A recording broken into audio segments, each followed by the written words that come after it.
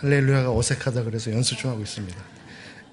오늘 이런 문화선교학교와 우리 교회를 통해서 작게 보이지만 별거 아닌 것처럼 보이지만 이런 영적인 것들이 잘 구축이 되어져서 이것이 우리 교회를 통해 영적인 네트워킹이 일어나 지역사회뿐만 아니라 우리나라에까지 하나님의 중심으로 또 하나님이 원하시는 대로 변화되어가는 그런 일들이 일어나기를 주님의 이름으로 축복합니다. 그리고 오늘 이 시간 함께 모이신 성도님들께 주님의 은혜가 가득 넘쳐나시기를 간절히 소원합니다. 뭔가 이제 한 가지 해명할 게 있습니다. 요즘에 사건 사고가 계속 끊이지 않는 제 삶이어서 여기 입술이 터지는 걸 보고 다들 걱정을 하세요. 근데 제가 이거를 뭘 잡아 꼈거든요. 잡아 뛴 그 다음날부터 이렇게 생긴 거니까 피곤해서 그렇네 불쌍하게 보지 마시기 바랍니다. 전혀 그렇지 않습니다. 오늘 예배는 오후 예배지만 또 우리 문화선교학교 종강 예배로 드립니다. 그리고 함께 하시는 성도님들도 감사드립니다. 이 가운데 우리가 모인 이유는 무엇이겠습니까? 하나님을 예배하기 위함입니다. 그리고 우리의 원래 창조의 본래 목적은 하나님을 예배하고 찬양하는 데 그 의의가 있습니다. 그래서 오늘 시편 150편은 시편을 장식하는 마지막 장이고요. 제일 마지막 6절에 보면 뭐라고 나오냐면 호흡이 있는 자마다 여호와를 찬양할지어다 할렐루야 라고 마무리를 하고 있습니다. 마무리가 이래요. 시편은 성경의 찬양집이라고도 불리는 성경입니다. 그러니까 결국에 많은 시편 저자들이 그런 여러 가지 분노도 있고 원망하는 것도 있고 여러 가지 삶을 고백을 하지만 결국에 마지막은 뭐라고 끝을 내냐면 호흡이 있는 자마다 여호와를 찬양할지어다 할렐루야라고 끝내고 있어요. 할렐루야가 무슨 뜻인지는 아시죠? 하나님을 찬양하라입니다. 재차 반복하고 있어요. 여호와를 찬양하라 하나님을 찬양하라 라고 끝을 맺고 있다는 거죠. 그래서 우리는 하나님을 찬양해야 합니다. 온전한 찬양만이 삶을 바꿀 것이고 온전한 찬양만이 나의 삶을 나의 영적인 부분을 가득 채워서 늘 회복과 은혜를 경험하게 할 것입니다. 오늘을 살아가는 우리도 예배 가운데 모인 우리도 하나님을 온전히 찬양하는 은혜의 여러분들이 되시길 바랍니다. 그것을 단순히 습관적인 것 말고 내 안이 전심으로 주를 찬양할 때 내 영이 하나님을 정말 기쁨으로 찬양할 때 하나님은 또 다른 은혜와 기쁨을 채워주시리라 믿습니다. 말씀드렸듯이 이 찬양집이라 불리는 시편 마지막 절이죠. 하나님 앞에서 흘리는 눈물, 분노, 탄식, 감사, 승리의 고백까지 모두 담고 있습니다. 이 모든 감정과 역사를 거쳐 마침내 도달한 결론이 계속 드렸던 6절의 마무리입니다. 시편 기자는 삶의 결론을 찬양으로 선언을 하고 있습니다. 이는 단지 예배의 권유만이 아니라 존재 자체에 대한 명령이고 창조의 궁극적인 목적을 드러내고 있습니다. 우리는 왜 예술을 할까요? 왜 노래하며 왜 색을 입히고 왜 인생을 살아가고 있습니까? 그 이유는 단 하나입니다. 내 모든 것을 다해 하나님을 찬양하기 위해서. 하나님은 예술가시죠. 우리는 그분의 형상대로 지음받은 예술가이기도 합니다. 시편 150편 1절은 이렇게 시작을 하고 있습니다. 하나님의 성소에서 하나님을 찬양하며 그의 권능의 궁창에서 그를 찬양할지어다. 이 구절은 하나님을 찬양할 장소를 설명을 하고 있지요. 성소, 하나님이 거하시는 임재의 장소입니다. 그러니까 예배의 공간만을 국한 짓는 게 아니죠. 또한 궁창은 하늘 전체, 곧 우주의 전 영역을 의미합니다. 그래서 단순히 우리가 드리는 이 예배의 장소에 지어지는 그런 한정적인 게 아니라 모든 장소, 내가 예배하는 그 장소, 내가 머무는 장소, 하나님께서 거하시는 그 모든 장소는 내가 예배하는 장소가 된다는 거예요. 주님의 임재가 있는 모든 장소가 바로 성소이며 그를 찬양할 마땅한 곳이 된다라는 겁니다. 이것은 단지 예배당 안에 머무는 것이 아니라 온 우주를 가득 채우는 소리여야 한다는 선언이라고 말씀드렸지요. 그런데 이 우주를 디자인하고 구성하신 분이 누구십니까? 하나님이십니다. 이것 또한 결국에는 하나님을 찬양하라는 것으로 볼 수 있습니다. 창세기 1장의 창조기사는 단지 과학적 설명이 아니라 예술적 구성의 선언이기도 합니다. 빛과 어둠, 질서와 시간, 생명과 관계, 대칭과 리듬, 체험과 반복이죠. 하나하나가 창조자의 손길로 만들어진 위대한 작품입니다. 그리고 그 예술가이신 하나님은 사람을 그분의 형상대로 지으셨다라고 기록을 하고 있습니다. 하나님의 형상이란 무엇일까요? 신학자들은 그렇게 이야기를 합니다. 도덕성, 영성, 이성 등을 설명하고 있는데 가장 중요한 게 있어요. 바로 창조성입니다. 우리는 소리를 엮어 음악을 만들고 색을 조합해서 그림을 그리고 움직임으로 감정을 전달하고 말과 글로 마음을 나눕니다.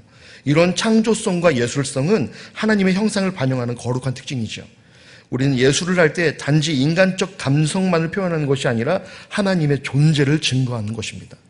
그러니까 나의 삶의 모든 행위가 살아계신 우리 주 하나님을 증거하는 행위가 된다는 거예요. 그래서 내 말, 내 행동, 내가 보고 듣고 판단하는 모든 게 중요합니다. 그게 나를 통해 하나님을 투과시킨 거기 때문이죠.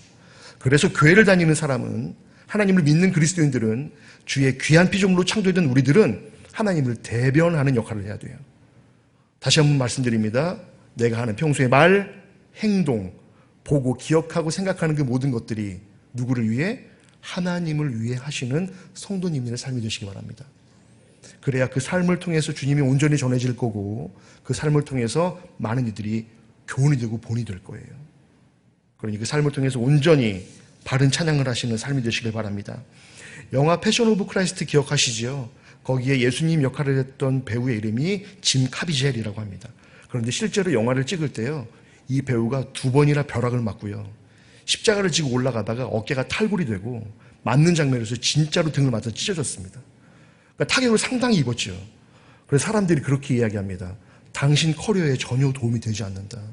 도대체 그 힘든 예수 역할을 왜 하느냐? 다쳐가면서. 그랬더니 이 짐 카비젤이 뭐라고 이야기하냐면, 내 목소리, 감정, 눈빛, 연기력, 이건 모두 하나님으로부터 왔다. 그렇다면 그분의 이야기를 위해 써야 되지 않겠습니까? 라고 했다라고 합니다. 대단한 고백 아닙니까? 그렇게 하다가 죽을 수도 있어요. 경력에 단절이 될 수도 있습니다. 근데 거기서 이 고백이, 나의 모든 재능은 하나님으로부터 왔는데 그분을 위해 써야 한다면 이것은 당연한 거다라고 얘기를 했다라는 거죠. 그의 연기는 헐리우드의 성공이 아니라 하나님께 드리는 예배였습니다. 사랑하는 성도 여러분, 우리의 손끝, 목소리, 그리고 그림 그리는 붓, 표현하는 모든 감정들은 모두 하나님께로부터 왔습니다. 예술은 하나님의 형상이 묻어나는 예배의 통로라는 사실입니다. 그러니 우리가 찬양하는 거, 말씀으로 단위에서 말씀을 전하시는 담임 목사님과 저희 교육자들, 그리고 앞에서 찬양하는 찬양단들, 그리고 모두 앉아서 예배를 드리는 이 모든 예배자들은 하나님이 창조하신 예술품이라는 거예요. 그러니 하나님이 한 분 한 분 놓고 보시기에 얼마나 흡족하시겠어요. 창조하시고 마지막 날에 보시기에 심히 좋았다라고 말씀하신 하나님의 그 고백은 하나님의 피조물들을 보고 하셨던 고백이고, 그것은 다른 것보다 하나님의 형상을 그대로 닮은 우리를 보고 하신 하나님의 고백이었습니다. 그런데 우리는 우리의 예술성을 얼마나 귀하게 여기고 살아가고 있습니까? 제가 오늘 찬양 예배 드릴 때마다 우리 중등부 아이들을 이야기를 안 할 수가 없어요. 한참 자신의 가치를 모르고 살아갈 때의 아이들입니다. 그래서 아이들에게 그런 이야기를 했어요. 너의 가치는 상당히 고급스럽다, 얘들아. 스스로의 가치를 훼손시키지 말고 스스로의 가치를 폄하하지 말아라. 하나님은 최고의 작품으로 우리를 만드셨고, 그 최고의 작품인 우리는 그렇게 수준 높게 살아가야 한다. 어떻게? 영적으로, 삶으로. 마찬가지입니다. 우리 성도님들이 이 가운데 나와서 예배드리는 이 모습이 하나님 보시기에 얼마나 좋으시겠어요. 생각하십시오. 나는 하나님의 뛰어난 예술작품이다. 하나님이 원하는 예술작품이 하나님이 원하시는 곳에 있어야 할 곳을 주님께서 지명하셨는데, 그곳이 바로 예배의 자리인데 그 자리에 우리는 나와 있어요. 이걸 끊지 않고 계속해서 유지하는 우리 성도님들의 삶이 되시길 바랍니다. 그러면 우리의 삶은 하나님의 예술적 가치의 작품으로서 더 고급스러운 작품 역할을 감당해낼 수 있을 거라는 거예요. 존재만으로도 빛나는 사람, 있기만 해도 눈에 띄는 예술적 가치를 지닌 우리의 삶, 그것이 우리 진천중앙교회 모든 성도님들의 삶이 되시길 바랍니다. 또한 본문 2절을 한번 보면, 그의 능하신 행동을 찬양하며 그의 지극히 위대하심을 따라 찬양할지어다. 여기서 두 가지를 말하고 있습니다. 능하신 행동이죠. 하나님의 모든 역사를 이야기합니다. 또 하나는 지극히 위대하심을 말씀하십니다. 하나님의 존재의 의미를 이야기하고 있습니다. 우리는 하나님이 하신 일 때문에 찬양합니다. 그리고 존재만으로도 찬양할 수밖에 없습니다. 이 말씀은 예술이 단지 감정을 표현하는 수단이 아니라 하나님께 드리는 응답이 되어야 함을 설명하고 있습니다. 여러분들은 평소에 어떤 입술의 고백을 사시며 어떤 말로 살아가십니까? 맹모 삼천지교라는 말이 있죠. 자신의 아들을 귀한 학자를 만들기 위해서 이사를 여러 번 한. 근데 사람이란 존재가 참 적응력이 뛰어나요. 어느 곳에나 잘 적응하는 적응력은 참 좋은데 오히려 그 적응력 때문에 영이 망가지고 예배 삶이 틀어지는 경우가 있습니다. 그래서 뭐가 중요하냐? 함께 모여 찬양하며 예배를 드리는 공간이 중요합니다. 이 가운데서 우리는 네트워킹이 되거든요. 왜? 같은 목적을 가지고 한 방향을 바라보면서 모두가 하나님을 공유하는 은혜의 시간. 주의 말씀을 따라 살아가기 위해 결단하고 말씀에 귀를 기울이면서 은혜 받기를 원하는 공유의 시간이에요. 이 가운데서 우리가 영적인 네트워킹이 서로 된다는 거죠. 우리는 모르지만 우리의 영적인 부분이 다 이어져 있다는 겁니다. 왜? 하나님이라는 한 분의 목적이 있기 때문에. 그래서 우리는 찬양합니다. 예배합니다. 말씀으로 은혜를 받습니다. 오늘 말씀이 그렇습니다. 하나님의 역사, 그분의 존재는 단순히 감정을 표현하는 수단이 아니라 하나님께 드리는 응답이 되어야 하리라 믿습니다. 골로새서 3장 23절에 보면 무슨 일을 하든지 마음을 다하여 주께 하듯 하라 라고 하죠. 우리의 예술과 노동, 관계 사역은 모두 예배여야 합니다. 교회뿐만 아니라 나의 삶 가운데 돌아가서 삶의 현장에서 나의 일터에서도 모든 것들이 그렇게 되어야 된다는 거죠.